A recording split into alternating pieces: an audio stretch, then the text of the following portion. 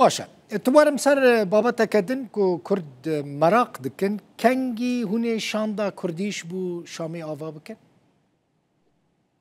باش يعني ما بشتي كونفرانس از فينا يعني دما ديار كرن عين كونفرانس بيستو ششم هيبو يكيم هيما تبليغي و هفالن ودوستن هيجا ايغو رولك تليزا عندنش بول دار خصنا كونفرانس ما جوار وكن جمعان اجتماعي كردي ما جوار قوم آمادنا امرون نشبو مسألة شاندك يجبو الشامي طبعا عم تبين وقت عم بيجين شاندك شامي شان نحموي هري شامي سلافك يبكي وفقري نا بيشتي ويه هناك قالك شيء ديجي انا معلوماتي واكر واستخاص ما بيجم اي ما وكن جمعان اجتماعي كردي حتى او تشتيقوا كونفرنس دا تيبين وتشتيقوا هاتيجي ام سر ونشتن وما نريني خو حاضر كرنا بقاسي ويجي معلوماتي كاك مظلوم جيكر ودانو ستاندن ناب مويده انه دمك نيزيك داد في افشان كاروري ام في كارنج علي خدا وكن جومن وكي دي جي بيسنا ما وك نارنجك فرمي حتى امريكان جي بشتي بيستو شاشي ما هيك هاك فيصل بشتي كونفرنس هونو مظلوم عبدي هونو بادي هون جيفيان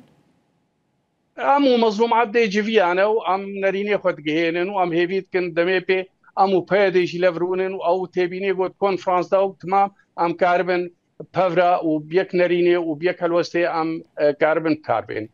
بله ام تاركي براكن روش بروش ما ندعم وشان جالي خوفا آماده كريه مثلا انا كسي اندام شانده آماده كرنه نعم ما ام دبينن بري وينا اواقون ها ام دبينن كشان تقاس بي ما ولهف نكريه ولهف نكريه شان شان كسبن وكن جومن يان وكن نابينا ما دتشتن كاك فيصل ولهف كريه كوي شان شان كسبن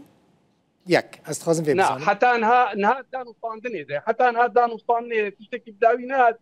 انه وين ذهبن وين نهبن نا يعني نارين هاتنا في نياراتنا لبريارات داوي هنا يعني قال لك جرينجا نهبن حفتبن ذهبن يعني برسكريكا هو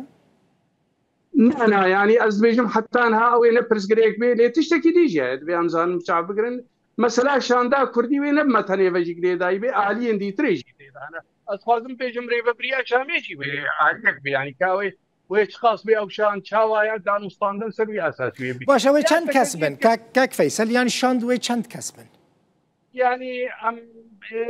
قال لك يعني حفتين قوتن نهتين قوتن يا هون ما تبر برسياري انجمني تينا قوتن تشتكى تبيجي تشتكي دنا اگر از بيجم تينا قوتن بلكي خلق قبول بكي لدما كنت بيجي تي قوتن لا قبول كرن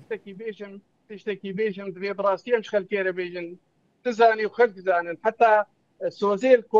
كونفرنس كان جلدار كبي قالك جاري لي از خوازم بيجم كي جاكي لكاكو ما عددي تالي قلت والله اميج ملتي خوش خلكي فرا بيجن حتى انها من قلت يا شارن يا هشتم يعني لأب جماري مشتركوا يعني حبتين قوتن نهتين قوتن ياضتين قوتن ورقمك زابي لنا بقوتنا كي كاك فيصل بقوتنا كي هون اللي قال چند كسانن انا كسي